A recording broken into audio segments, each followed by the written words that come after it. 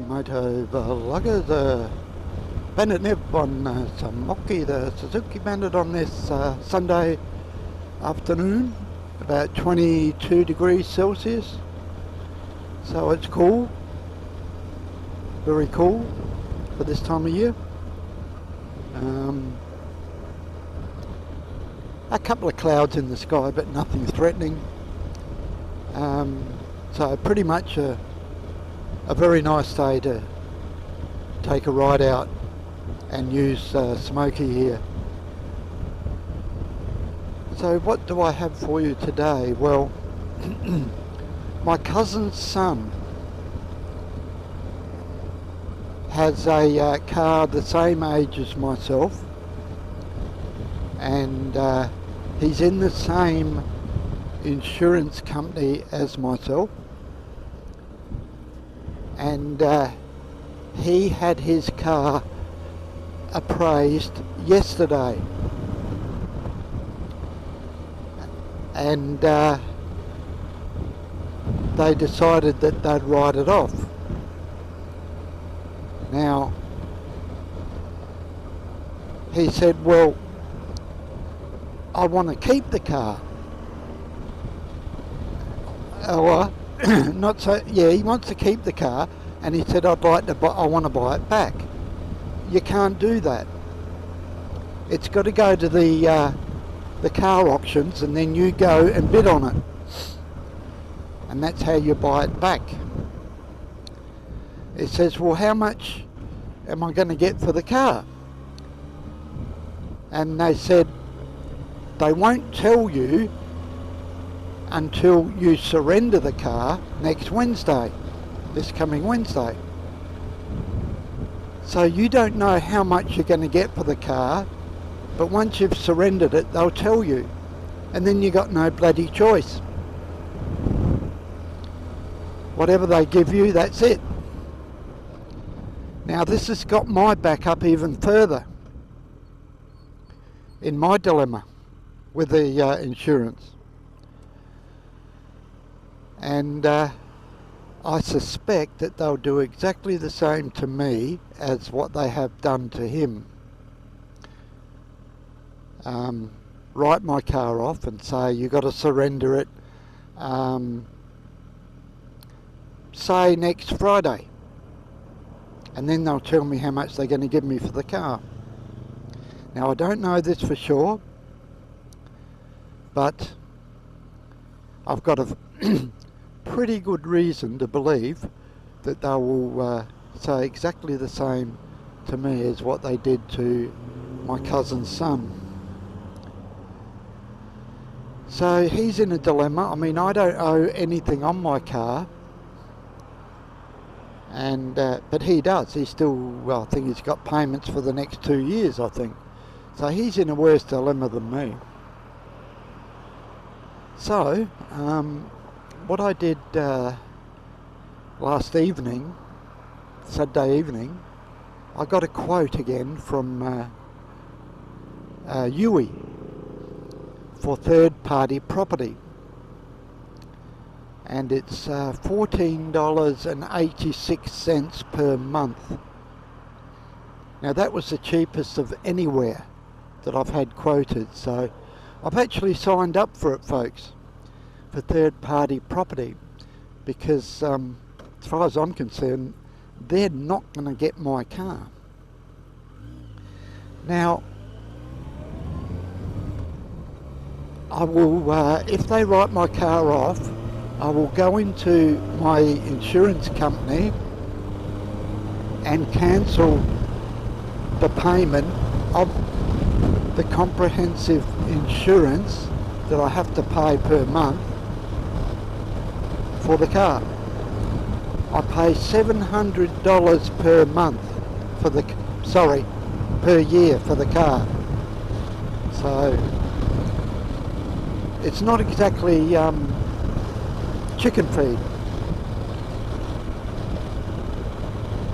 Then I will, as of next Friday, I start paying for the third-party property. If things change and don't go the way that I'm saying they're going to go, well, I can cancel that particular policy they told me. So that's even better. So we'll just have to wait and see. Now also, there's People's Choice car there. That's who I go through. People's Choice, which use NRMA, I think, from memory. So no matter what happens, I still plan to keep the car, even if it's got little dents in it, because no one's going to profit out of my bad luck. I'm determined that, because I've gone through this sort of shit before where other people profit off of my bad luck and they can go to hell. So that's the plan, but I won't know more until Tuesday 11 o'clock, when they decide what to do with my car. But it does look like it will be written off for cosmetic damage. Now my cousin was saying that he was reading up on the internet where if the insurance company write my car off and I'm not going to surrender it, they can ring up the registrar of motor vehicles or whatever where your car's registered and stop your registration straight away, so you can't drive the car.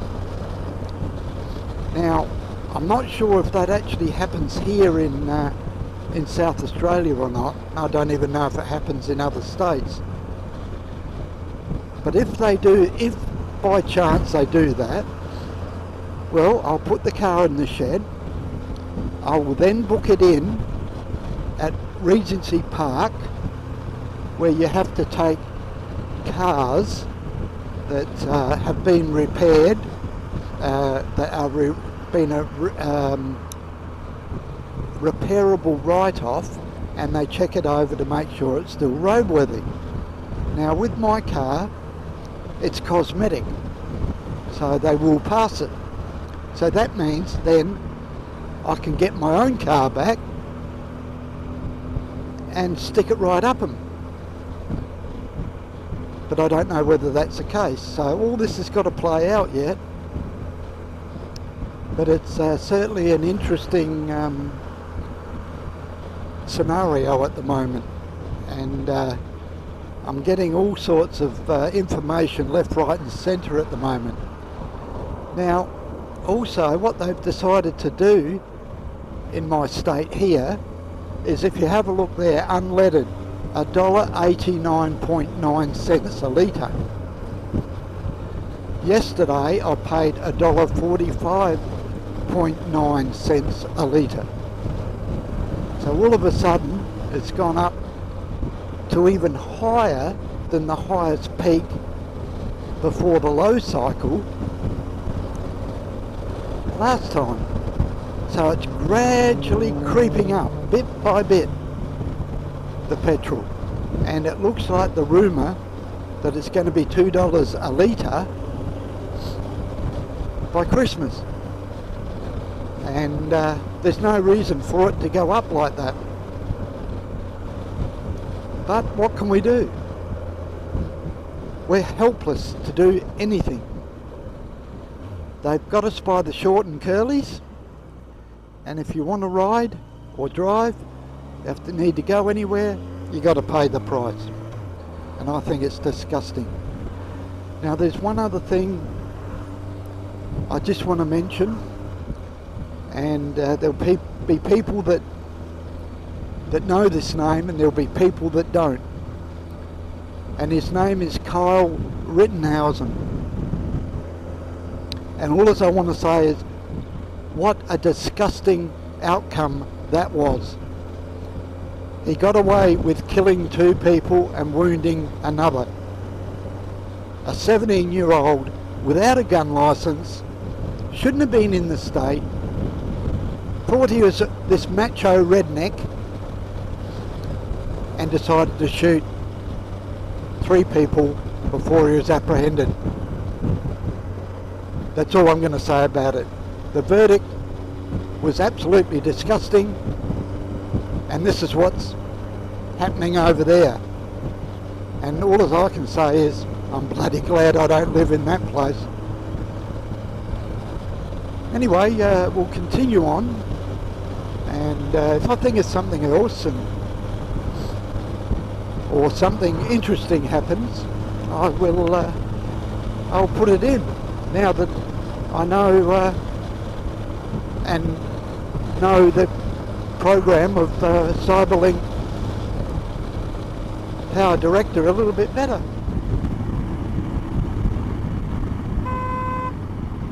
Get on the fucking road, dipshit. Crossing a double white line. Dickhead. Fucking must be bloody playing with his old fella or something. Jeez, it's open. I don't believe it. And the reason there's no one there is because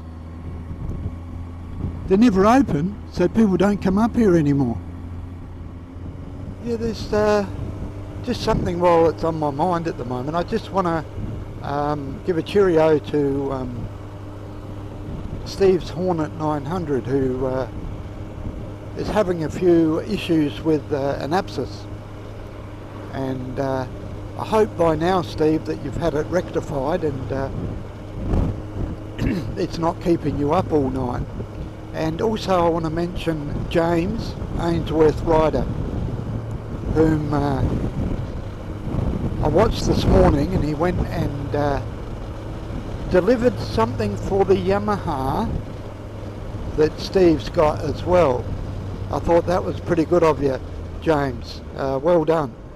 So I just thought I'd give those 2 people a mention. They're hardcore followers of myself, and vice versa, and I thought that was great. Another biker helping another biker, which is fantastic.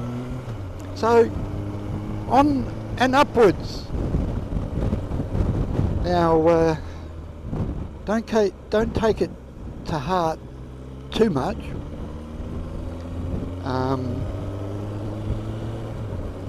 What I said about Rittenhausen. It's my opinion, and my opinion is he went there with intent. His adrenaline, can't say the word, would have been up, and he would have been ready to give it a go and shoot someone. So, in my opinion, he got away with it,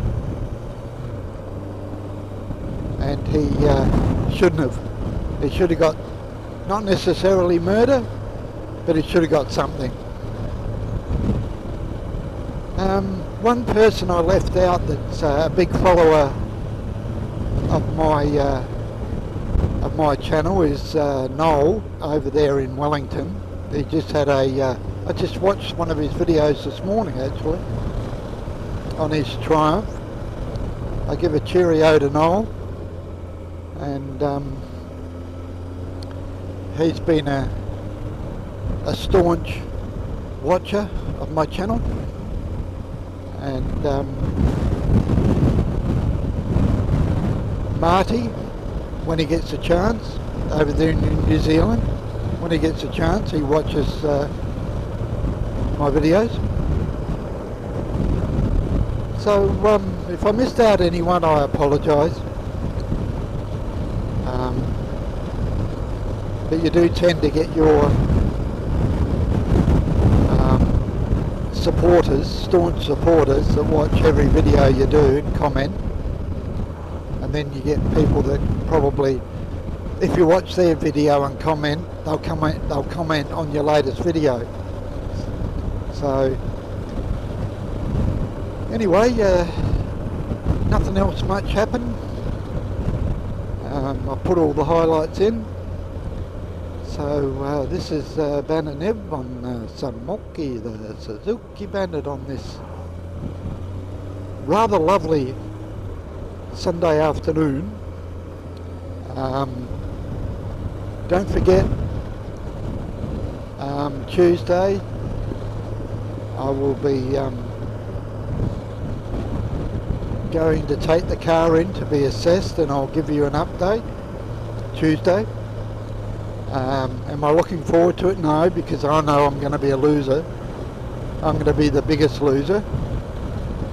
But until then, ride safe and cheers for now.